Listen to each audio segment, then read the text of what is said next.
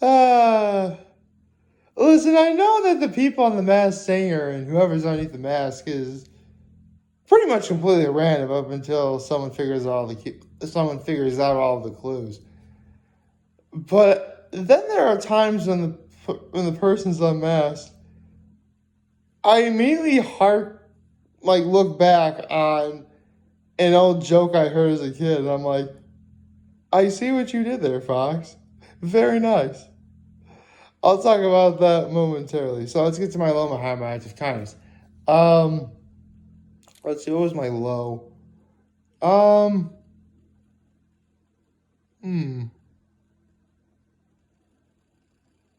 Gosh, I think bad really happened yesterday, I don't think. I mean,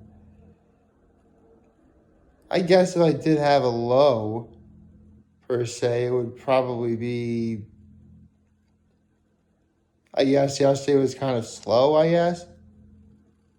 Kind of long, maybe. But nothing too bad. I mean, my high was the fact that I did get to see my dad yesterday.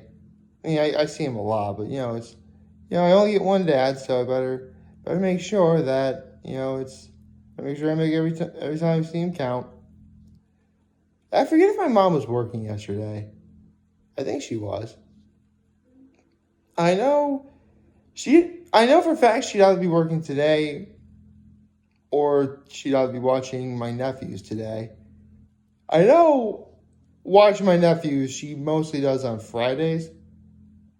Although my nephews are now in daycare. So, here's the thing. 2 of them are now in daycare. One is obviously a newborn, so my mom would obviously have to, watch that one. Yeah, but, that's all there was. And my act of kindness was I ran a couple of errands for my grandmother, so that was very nice. I do love my grandmother. So, with all that said, good morning and happy Thursday, everybody. I have to have I have to have this shirt on. It's Thursday football, which, I'll get to my pick before I forget. Let's see. Who's today's game? The Denver Broncos and the Cleveland Browns. Okay, the Browns are kind of at dire straits right now. Oh, never mind. Both the Broncos and the Browns are 3-3. Interesting fact about this matchup. This matchup was seen not once but twice in a row at the NFC Championship back-to-back years. For those of you who don't know the outcome of that game, Cleveland was poised to win both games. I know the first one for sure. And John Elway, who played for the Broncos at that time, put together a 98-yard drive to win the game. And then, that game became the drive, but little would anyone know that at that time in NFL history, pretty much every time the Broncos went to the Super Bowl, they would pretty much lose. And not just lose, they would get, beat up. Every single time John Elway went to the Super Bowl in the 80s, each loss got progressively worse. In fact, it actually got to be so bad that by the time it was 1997 and the Broncos are going back to the Super Bowl again, John Elway actually called his mom saying, "Hey, Mom, we're going back to the Super Bowl." And then his mom says, "Do we really have to go back?" So, yeah. But again, 2 of those Super Bowl losses came after they beat the Browns. So there's actually some very historical significance to this game. Very much so. One would almost say that, I'm almost positive that all throughout, before and during, and maybe even after the game, they're going to be talking about the history between those 2 teams and, again, the drive and everything else. So it'll be interesting to see. But, right. I have, today I also talk about The Masked Singer. So let's get right down to it, shall we? So last night, today's theme. Last night, today's theme.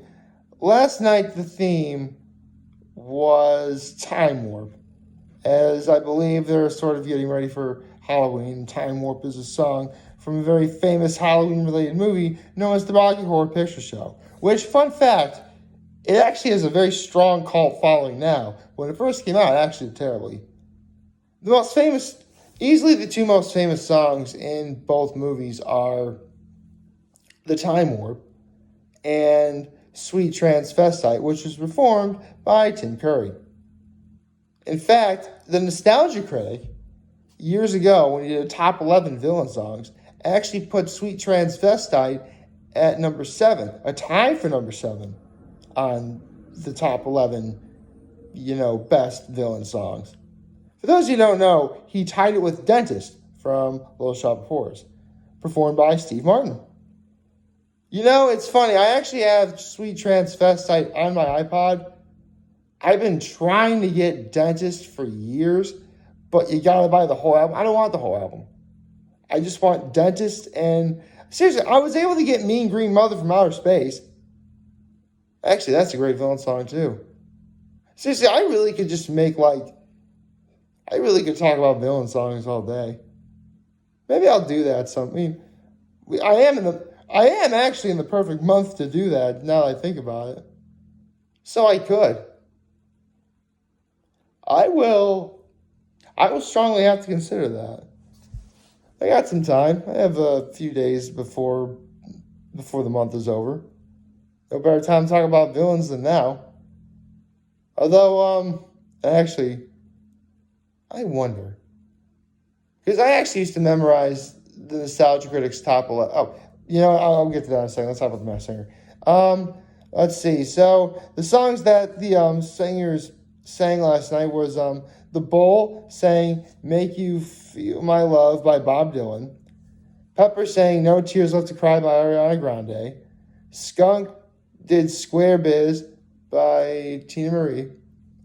Hamster did Sabor a Mi by Luis Miguel.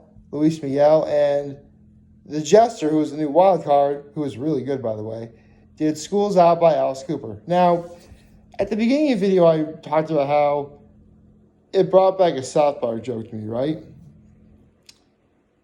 Actually, I didn't even specify. It was an old joke, right? Well, specifically, this was a South Park joke. Because the hamster, who wound up being unmasked, was Rob Schneider.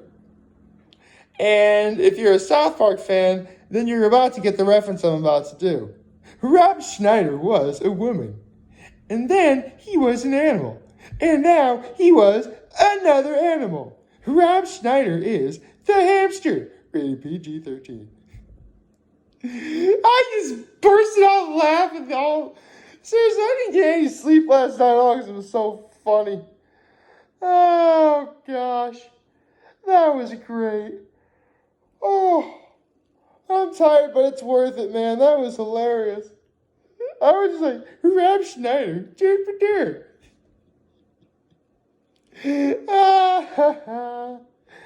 Oh, gosh. By the way, South Park is the kind of show that really kids shouldn't watch. But that's definitely a show that you could very well succumb to FOMO. That means fear of missing out. You can't miss it. I mean, don't get me wrong, South Park's like 20 plus years old, so anyone who wants to watch from the very beginning kind of missed the premieres. But, man, South Park is one of the all-time greats. It is.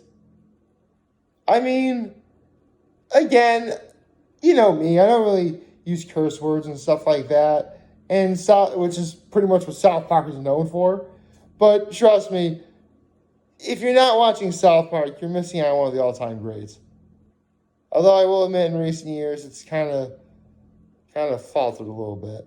But then it came back with the pandemic and vaccination specials and stuff like that. So it's kind of making a comeback. That's cool. Interesting fact, Trey Parker and Matt Stone, the creators of South Park, actually bought Casa Bonita, which South Park actually famously made fun of. So, cool. But yes, Rob Schneider was the hamster. He's out.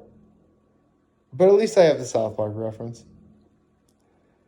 Okay, so now before I forget, because I was about to see if I could remember all 11 of the Nostalgia Critic's top 11 villain songs, right? Let's see. If I did this correctly, I guess I could always...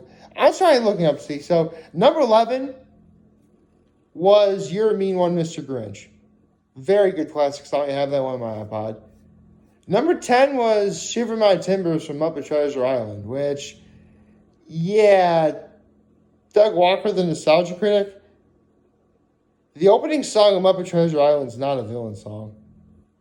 When You're a Professional Pirate, which was performed by Tim Curry, that is a villain song. And a very good villain song at that. Number 9, I believe, was... Hold on. No, number 9 was Friends on the Other Side from Princess and the Frog. That's on my iPod too. That's a really good song. Number 8 was...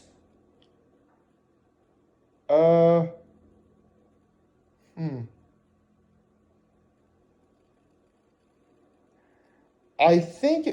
You know what? Forget it. I'm going to look it up.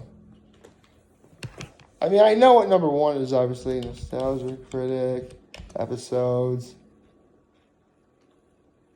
Okay. I do believe those... let's see.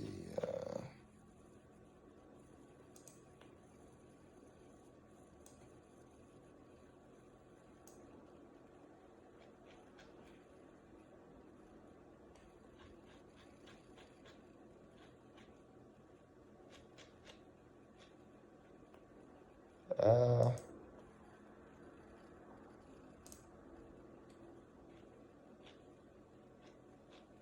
trying to look it up. Top 11 scariest performances, okay.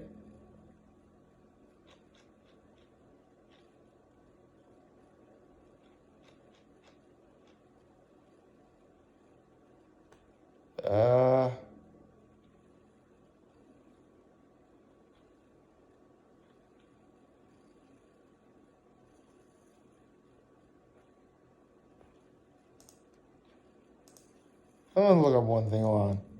Nostalgia Critic, top 11 villain songs. Here we go. Okay. Okay, he didn't really play any clips from there, so that would be... Okay, here we go. Okay, so let's see. Number 11, You're a Mean One, Mr. Grinch. Number 10, Shiver My Timbers from Muppet Treasure Island. Number 9, Friends on the Other Side from Princess and the Frog. Number 8, Pretty Women by Sweeney Todd. Yes, that's on my iPod too. Okay. Now, number 7, that's the tie between Dentist and Sweet Transvestite from Little Shop of Horrors and Rocky Horror Picture Show, respectively. And I actually remember the rest. 6 was In the Dark of the Night by Anastasia.